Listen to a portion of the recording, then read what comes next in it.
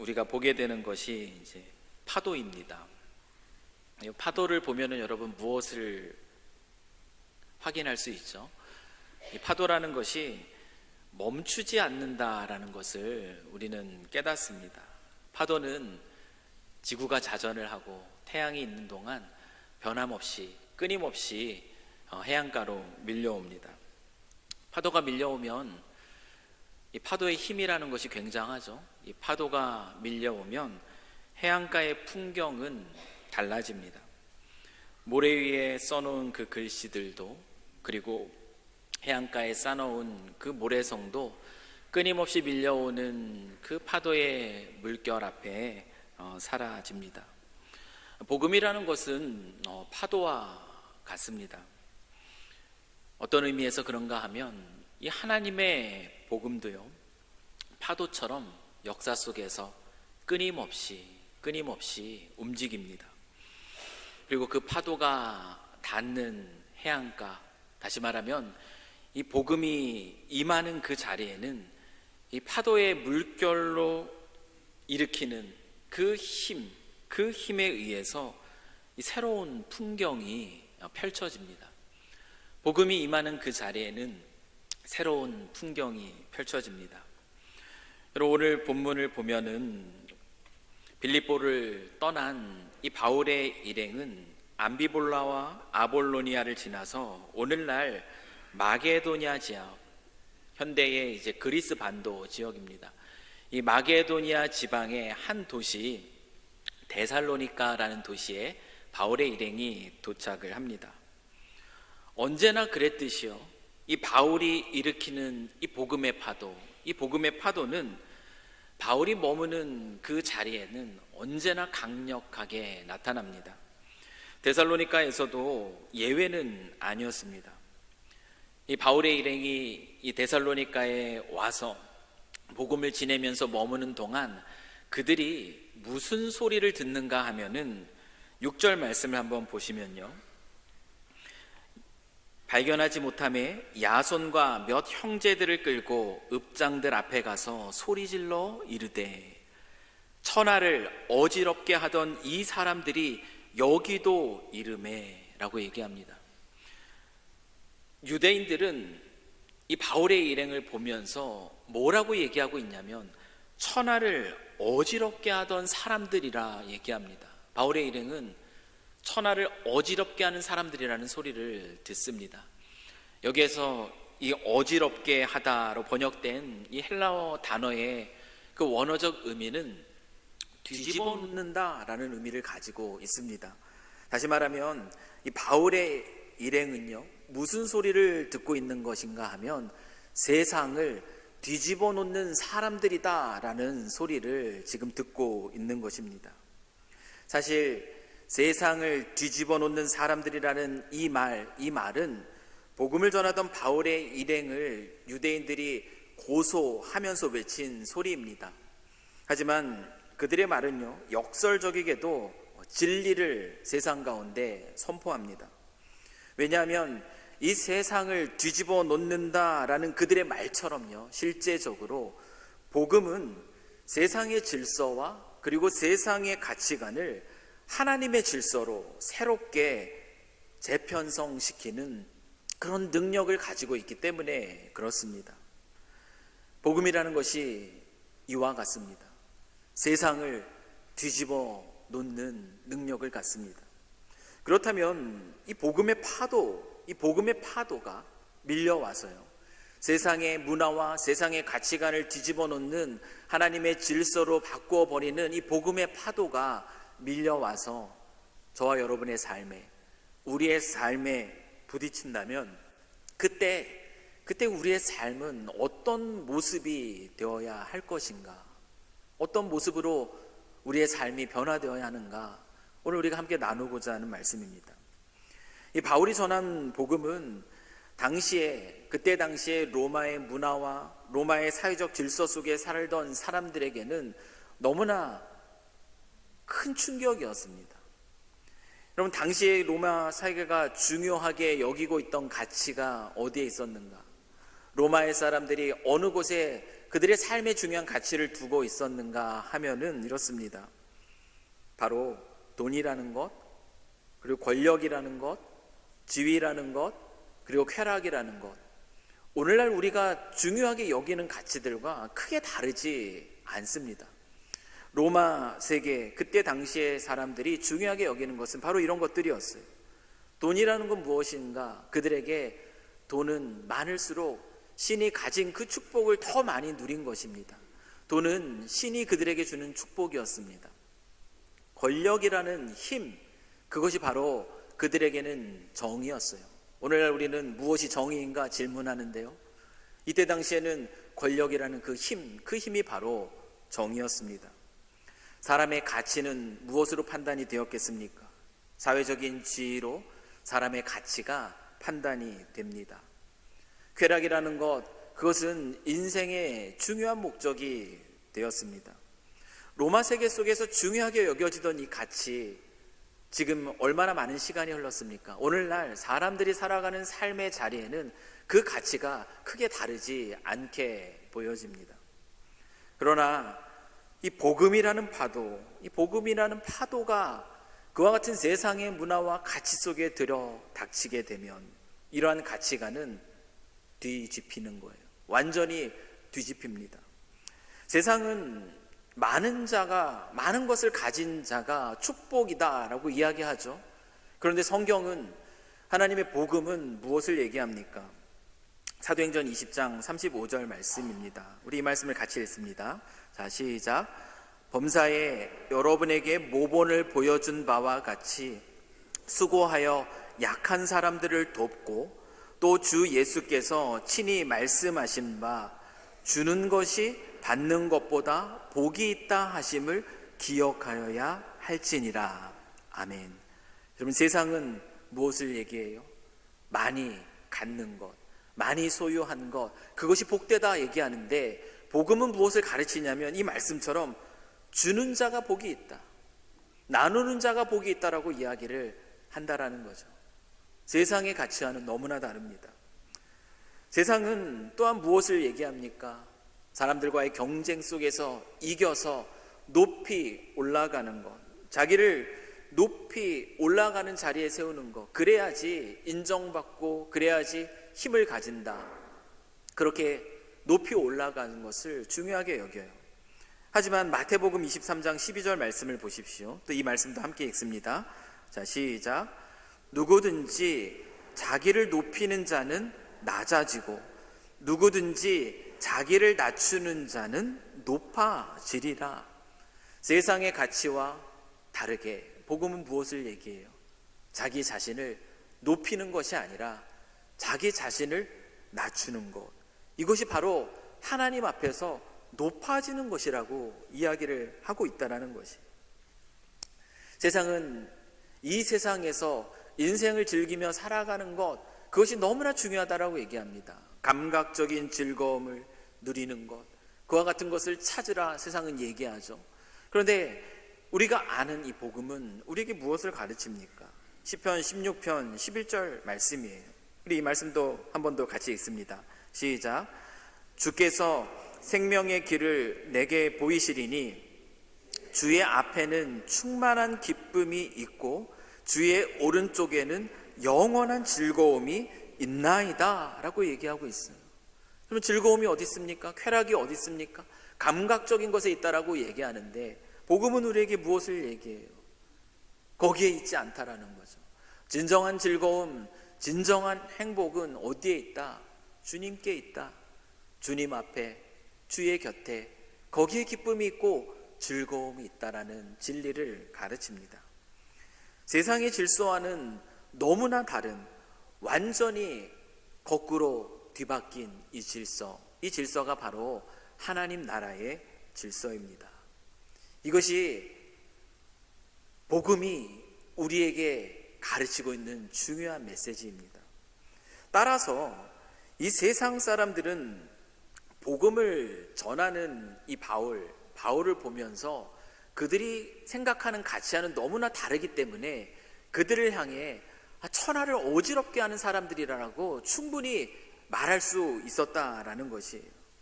그런데 이 복음이라는 것은 어떻습니까? 복음이라는 것은 천하를 어지럽게 하는 것이 맞아요. 그런데 질서 없이 그냥 그렇게 어지럽게 만드는 것이 아닙니다. 죄로 인해서 거꾸로 뒤집힌 잘못된 세상의 문화와 가치관을 어떻게 바꾸는가? 바로 하나님이 원래 의도하셨던 것으로, 하나님이 원래 바라셨던 바른 방향으로 바꿔놓는 것, 이것이 바로 복음이라는 것이에요. 복음의 능력이 이것이고 복음의 영향력이 바로 이것입니다. 그렇기 때문에 오늘 우리가 한번 생각했으면 하는 것이 무엇이냐면, 복음이라는 것이 이렇게 잘못된 세상의 가치와 문화를 하나님의 질서로 바꾸어내는 능력이 있다면, 이 복음을 아는, 복음을 가진 그리스도인인 우리들의 삶은 어떤 삶이어야 되겠는가라는 것이에요.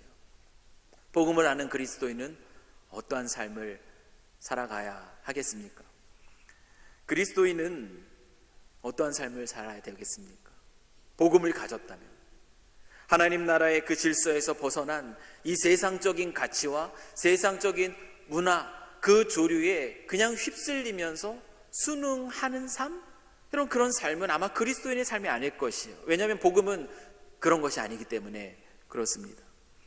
그리스도인은 복음의 능력을 가지고 이 세상 속에서 어떠한 삶을 살아가는 것이 마땅하겠어요? 복음이 세상의 잘못된 가치를 하나님의 질서로 뒤바꾼다면 이 복음을 가진 그리스도인의 삶도 그와 같아야 되는 것이에요. 세상의 가치와 이 문화 속에서 하나님의 질서를 새롭게 일으키는 그 파동을 일으키는 삶이 바로 그리스도인의 삶이어야 된다는 것을 성경은 우리에게 가르쳐 줍니다. 예를 들면 불법이, 아니 편법이 가득한 이 세상 속에서 그리스도인으로서 정직한 파동을 일으키는 것이죠. 소유와 과시의 문화, 자기가 얼마나 많은 것을 가졌는가, 자기가 얼마나 그럴듯한 인생을 살아가는가, 그것을 강조하는 이 시대의 문화 속에서 겸손, 나눔과 그리고 절제라는 파동을 일으키는 것, 이것이 바로 그리스도인이 살아가야 하는 삶의 모습인 것이에요. 사랑이 식어진 마지막 세대를 우리는 살아갑니다. 무관심과 개인주의와 더 나아가서 이기적인 그런 마음으로 살아가는 이 시대의 문화 속에서 누군가를 향한 관심과 사랑이라는 그 파동을 일으키는 자가 바로 그리스도인의 삶이 되어야 하는 것이에요. 오늘날 사회를 보면 어떻습니까? 얼마나 많이 나누어져 있습니까? 편이 갈라지고 그리고 서로를 향한 비난과 비방이 가득한 이 사회의 문화 속에서 어떤 파동이요? 하나됨의 파동이죠. 화합의 파동입니다. 이해의 파동을 일으키며 살아가는 사람이 아마 그리스도인이 가져야 할 삶의 모습일 것입니다. 그리스도인은 세상을 변화시키는 능력이 되는 복음을 소유했어요. 그렇기 때문에 이 복음을 가진 그리스도인의 삶의 자리에는 이와 같은 파동이 일어나는 것이 마땅한 것입니다. 여러분 어떠신가요? 우리 자신의 모습들을 한번 스스로 한번 돌아봤으면 좋겠어요.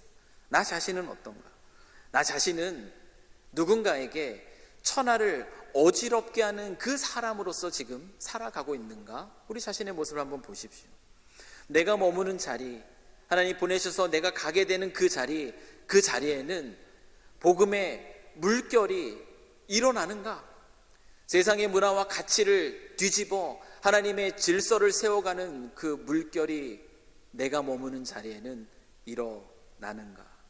하나님 나라의 질서가 조금씩 새롭게 회복되는 그 영향력이 펼쳐지는가? 여러분, 이와 같은 삶이 마땅한 그리스도인의 삶의 모습일 겁니다. 그런데 우리가 이러한 삶을 살아가는 것에 어려움을 느낀다면 그 이유는 무엇이냐면 복음의 핵심, 이 복음의 핵심이 무엇인지를 우리가 온전히 깨닫고 있지 못할 때에는 이와 같은 변화를 일으키는 삶을 살아가는 것이 쉽지 않다라는 것이에요. 여러분, 유대인들이 바울을 시기했습니다. 바울을 시기해서 군중들을 선동할 때 그때 내세웠던 명분은 정치적인 것이었어요. 오늘 본문 7절 말씀을 한번 보십시오. 야손이 그들을 맞아 들였도다. 이 사람들이 다 가이사의 명을 거역하여 말하되 다른 임금 곧 예수라 하는 이가 있다 하더이다 하니. 유대인들의 고발의 내용은 무엇이냐면 이 바울의 일행이 가이사의 명, 로마의 황제인 가이사의 명을 거역했다라는 것이에요.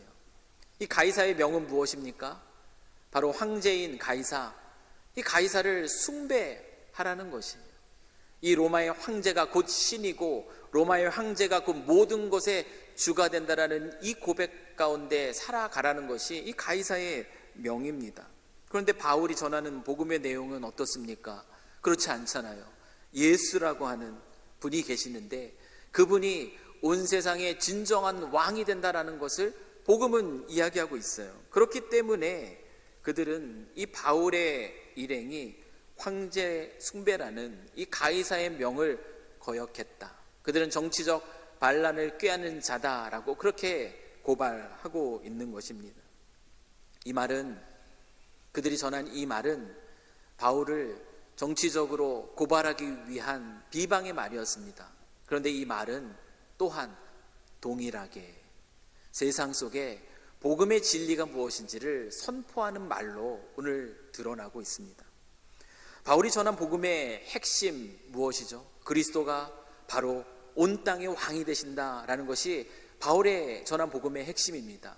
그 복음의 핵심의 내용은 오늘 본문 3절 말씀에 압축되어서 다시 설명되고 있습니다.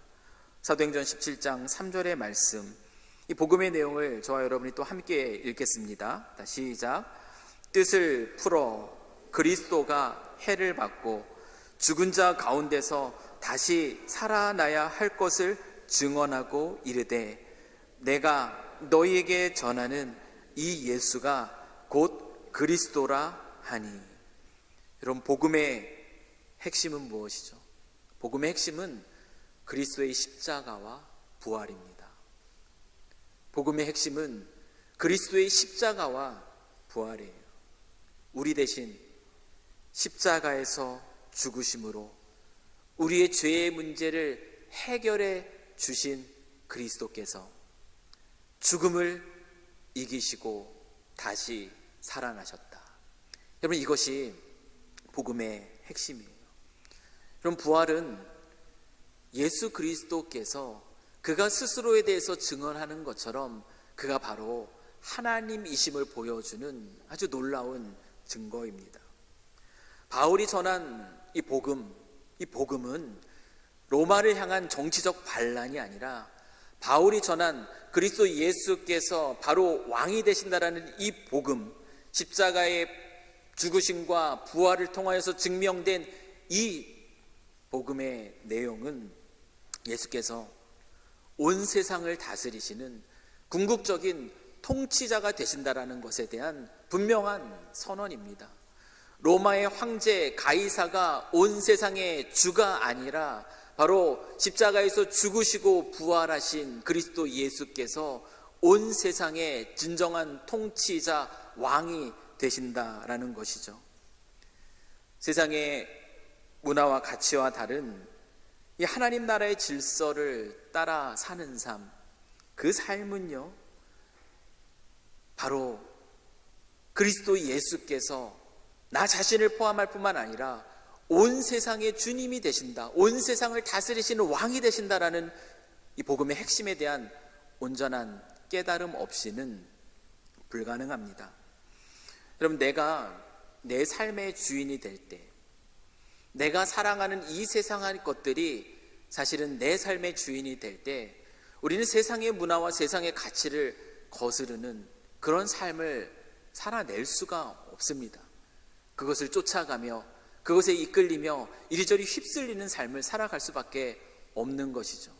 그러나 반대로 온 세상의 통치자가 되시는 그리스도 예수, 그분이 바로 내가 믿는 하나님이라는 사실, 그 사실을 우리가 온전히 믿음으로 고백할 때, 여러분, 그때 우리의 삶은 달라지는 거예요. 예수 그리스도께서 나의 생명의 주인이신데 그분이 또 온 땅을 다스리는 주인이시라는 것, 그분의 선하심과 그분의 공의로우심이 늘 신실하게 선포된다라는 것을 알 때 어찌 그리스도인의 삶이 달라지지 않을 수가 있겠어요? 이와 같은 복음의 핵심을 온전히 깨닫고 있을 때 그리스도인은 그들의 삶의 자리에서 복음의 놀라운 파도가 일으키는 그런 삶을 살아냅니다. 그렇게 그 삶의 자리에 새로운 풍경을 만들어내는 것이에요. 오늘 본문 속에 등장하는 이 야손이라는 인물을 한번 저희가 주목해 봤으면 좋겠어요. 야손은 바울이 전한 그리스도의 십자가와 부활이라는 이 복음을 듣고 그리스도인이 되었습니다. 이 복음의 파도가 야손의 삶에 밀려왔을 때, 이 복음의 파도가 야손의 그 삶의 자리에 몰아쳤을 때, 야손의 삶의 자리에는 새로운 풍경이 펼쳐집니다. 그 첫 번째 풍경이 무엇이냐면, 그는요 바울의 일행을 자신의 집에 머물게 하는 환대라는 사랑의 실천을 합니다. 여러분, 바울의 일행을 자신의 집에 머물게 한다. 여러분, 이것이 뭐 별거 아닌 것 같죠? 그냥 아무것도 아닌 것처럼 보여질 수 있습니다. 그런데 사실 이것이 그렇게 쉬운 일은 아니잖아요. 한번 생각해 보십시오. 낯선 이들이 자신의 집에 머물게 하는 것, 이것은 방이 여유가 있다라고 할 수 있는 일이 아닌 거예요. 예를 들어 우리 밴쿠버 땅에 선교사님 한 분이 오셨다라고 해요. 머물 숙소가 필요하다라고 합니다. 여러분에게 광고를 했습니다. 여러분, 그분을 여러분의 집으로 모셔드리는 것, 그거 결코 쉬운 결정 아닙니다. 낯선 이들과 함께 지내는 불편함을 감수하지 않으면 할 수 없는 일이에요. 손님을 위해서 또 돌아보며 시간을 써야 하고, 그분들의 또 먹을 거리들을 제공하고, 이 물질을 또 써야 하는 그 손해를 감수할 수 없으면 모셔드릴 수 없는 겁니다. 여러분, 오늘날의 사회, 사랑이 식어진 이 사회라고 얘기하는데, 이 사회 속에서 환대라는, 이 사랑의 실천이라는 이 가치도 점점 희박해져 가는 그런 사회를 우리는 살아가고 있습니다. 불평과 손해를 감수하며 낯선 이들의 필요를 채워주는 일, 결코 쉬운 일이 아니죠.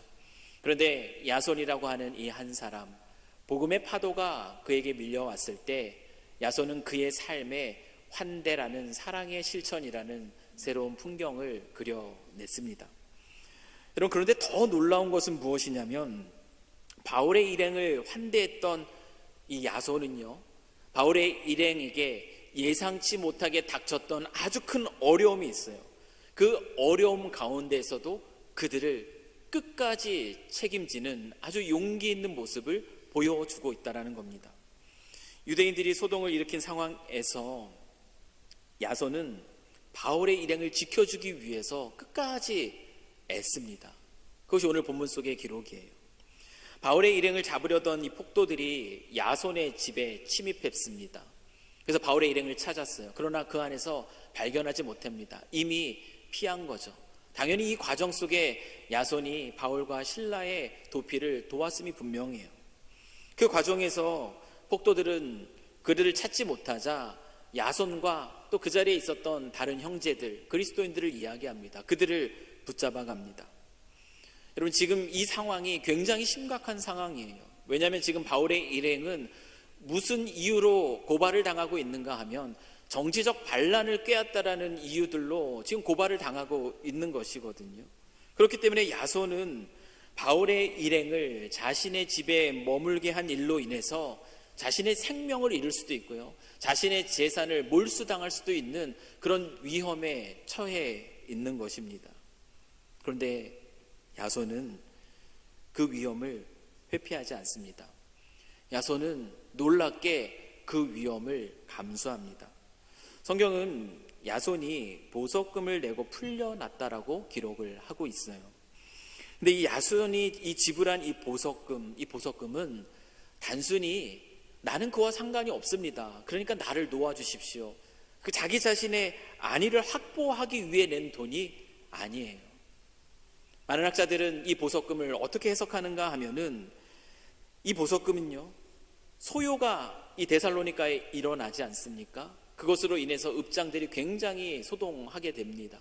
이와 같은 소요가 이 도시 속에서 계속되지 않도록 이 바울과 실라를 이 도시에서 떠나게 하겠다라는 그 보증의 명목으로 낸 돈이 바로 보석금인 것이에요. 다시 말하면 이 야손은요, 그들과 연결이 있다라는 것을 주장한다라는 건 정말 위협이죠. 생명과 재산을 거는 아주 위험한 일입니다. 그런데 그런 상황 속에서 야손은 바울과 실라의 그 안전을 도모한 것입니다. 안전을 꾀하는 보증으로 이 보석금을 내고 도시의 소요를 멈추게 하겠다라는 그 약속으로 풀려나게 된 것이에요. 책임감 있고 아주 용기 있는 행동이라고 할 수 있습니다. 여러분, 야손이 어떻게 이런 행동을 할 수 있겠습니까? 야손이 가이사가 명한 대로 로마의 황제가 정말 온 세상의 주다라는 이 고백을 따르고 있다면 야손은 결코 이 일을 해낼 수가 없는 거예요. 왜냐하면 온 세상의 주가 바로 가이사이기 때문에 그의 명을 거역하는 일에 동참할 수 없는 거죠. 그러나 야손은 복음의 핵심을 너무나 분명하게 깨닫고 있었어요. 복음의 핵심 무엇이라고요? 그리스도 예수께서 온 땅의 진정한 통치자가 되신다. 그 사실을 알고 있으니 하나님이 기뻐하시는 뜻이 무엇인가 그것을 분별하며 용기 있게 두려움 없이 바울과 실라를 책임지는 그 선택을 할 수 있었던 겁니다. 사랑하는 성도 여러분, 우리 이 말씀을 기억하면서 우리 자신의 모습을 한번 돌아보기를 소망합니다. 우리의 주변은 어떻습니까? 여러분, 나의 주변은 어때요? 내가 살아가는 삶의 자리에서는 어떤 풍경들이 펼쳐집니까? 내가 살아가는 삶의 자리, 내가 머무는 그 자리에 새로운 풍경, 어떤 풍경이냐면 복음의 물결이 놀랍게 일으키는 새로운 풍경이 내 삶의 자리에서 그려지고 있는가? 아니면 잘못된 세상의 가치와 문화에 휩쓸리고 그것을 따라 사는 그 모습이 내 삶의 자리에 그려지고 있는가? 우리가 이 질문을 우리 스스로에게 한번 던져보길 원해요. 어떠신가요? 내가 머무는 자리에 복음이라는 놀라운 물결 일으키는 그 파동이 일어나고 있습니까? 아니면 전혀 아무런 파동도 일어나지 않는 고요함만 가득합니까? 야손은 신앙생활을 한 지 얼마나 됐을까요? 여러분 어떻게 생각하세요? 야손은 신앙생활을 한 지 아마 한 달도 채 되지 않았을 거예요. 왜냐하면 바울이 데살로니가에서 복음을 전할 때 얼마를 전했다라고 얘기하죠? 기간을 새 안식일이라고 얘기해요. 새 안식일에 성경을 가지고 강론했다라고 합니다. 한 달도 채 되지 않은 그 시간들이에요. 그때 회심하게 되었던 사람 중에 한 사람이 바로 야손인 겁니다. 여러분, 이 사실이 우리에게 주는 메시지가 뭐라고 생각하세요? 처음에 예수 믿었을 그때에는 다 뜨거워. 근데 시간 지나면 다 식어. 그럼 그걸 얘기해 주는 걸까요? 그렇지 않습니다. 이 복음의 능력이라는 것, 그래서 복음의 능력을 따라 변화된 삶을 살아가는 건데요. 이 복음의 능력이라는 것은 우리가 얼마나 오랫동안 신앙생활을 해왔는가, 우리가 얼마나 오랫동안 이 복음에 대해서 들어왔는가, 우리가 얼마 동안 복음이 무엇인지 지식적으로 알아왔는가, 복음의 능력은 거기에 달려있지 않다라는 겁니다. 오늘 이 사건이 우리에게 보여주는 것은 복음의 능력이라는 것은 우리가 얼마나 온전하게 이 복음을 깨닫고 있는가, 거기에 달려있다라는 것, 그것을 보여주는 거예요. 야손은 그와 같은 한 대표적인 예로 등장하는 것입니다. 그럼 복음이라는 것은 모든 믿는 자에게 구원을 주시는 하나님의 능력이죠. 그리고 복음이라는 것은 또한 무엇입니까? 모든 믿는 자를 통하여서 세상의 잘못된 가치를 뒤집어 하나님 나라의 질서를 새롭게 세워내는 하나님의 능력이 됩니다. 그리스도 예수께서 바로 온 땅을 다스리시는 이 땅의 진정한 통치자가 되시고 내 삶의 주인이 되신다라는 고백이 온전하게 있을 때 우리는 이와 같은 삶을 살아낼 수 있는 것이에요. 야손은 비록 얼마 되지 않은 신앙의 짧은 연수를 가졌지만 그는 복음을 온전히 깨닫습니다. 그래서 가이사에게 복종하여 그들과의 거리를 두는 것이 아니라 오히려 그들을 지키고 보호하는 선택의 자리로 나아간 새로운 풍경을 그는 그려낼 수 있었던 것입니다. 바울과 실라는 그 복음의 능력을 나타냈던 사람, 세상을 어지럽게 했던 사람, 세상이 감당할 수 없는 사람이었어요. 마찬가지로 이 야손도 그 짧은 신앙의 연수였지만 복음에 대한 분명한 암 속에서 그는 세상을 어지럽게 하는 사람, 그리고 세상이 감당하지 못하는 사람으로 오늘 이렇게 본문 속에 소개되고 있습니다. 사랑하는 성도 여러분, 우리는 어떻습니까? 얼마나 오랫동안 신앙생활을 해오셨습니까? 얼마나 오랫동안 복음이 무엇인지에 관해서 들어오셨습니까? 얼마나 오랫동안 복음이 무엇인지 지식적으로 알아왔습니까? 그런데 내 삶에 전혀 아무런 파동도 일어나고 있지 않다면, 여전히 세상이 추구하는 것들, 그 문화 속에 갈 바를 알지 못하고 그저 그 조류에 휩쓸리고 있다면, 어쩌면 우리는 정말 예수 그리스도께서 온 땅을 다스리시는 진정한 통치자가 되신다라는 이 복음의 핵심을 놓치고 있는 것일지 모릅니다. 그리스도 예수는 내 삶의 주인이십니다. 아멘. 그리스도 예수는 온 땅을 다스리시는 통치자이십니다. 그는 선으로, 그는 공의로 온 땅을 다스립니다. 그분을 신앙하는 우리라면 우리의 삶은 담대할 수밖에 없는 거예요. 살아가는 삶의 자리에서 복음의 파동을 일으키는 삶을 살아가지 않을 수 없는 것입니다. 우리 주변에 사랑하는 이들이 많이 있죠. 근데 그분들 가운데 복음을 알지 못하는 이들이 있습니다. 그들 앞에 우리는 어떤 모습으로 서야 되겠어요? 복음이 일으키는 그 파동 중에 하나는 무엇이겠습니까? 그들에게 그리스도 예수가 바로 온 땅의 주인이 되신다라는 사실을 전하는 것 아니겠어요? 여러분, 여러분이 살아가는 삶의 자리에서 잘못된 세상의 가치관과 그 문화를 보면서 이와 같은 일들이 회복돼야겠다라고 생각되는 것들이 있다면 무엇이 있습니까? 이번 한 주간 우리가 살아가는 삶의 자리에서요, 하나님의 질서를 새롭게 선포하는 복음의 물결을 일으키는 그런 도전들이 저와 여러분의 삶 속에 나타나기를 시간 주의 이름으로 간절히 축원합니다. 익숙한 삶의 자리에서 한번 벗어나면 좋을 것 같아요. 불편과 이 손해를 감수하는 삶, 어떤 것이 있을까? 이 시대 문화 속에서 환대와 사랑을 실천하는 삶의 모습, 어떤 것들이 있을까? 소비와 과시의 이 시대 속에 나눔과 절제의 모습, 겸손과 또한 화평이라는 모습, 깨어진 이 세상 속에 이해와 용서라는 파동, 여러분, 이 파동이 그리스도인이 살아가는 삶의 자리에서 일으켜야 하는 파동인 줄 믿습니다. 그와 같은 새로운 풍경을 일으키는 그리스도인, 그 그리스도인의 삶이 저와 여러분의 삶이 되실 수 있기를 주님의 이름으로 간절히 축원합니다.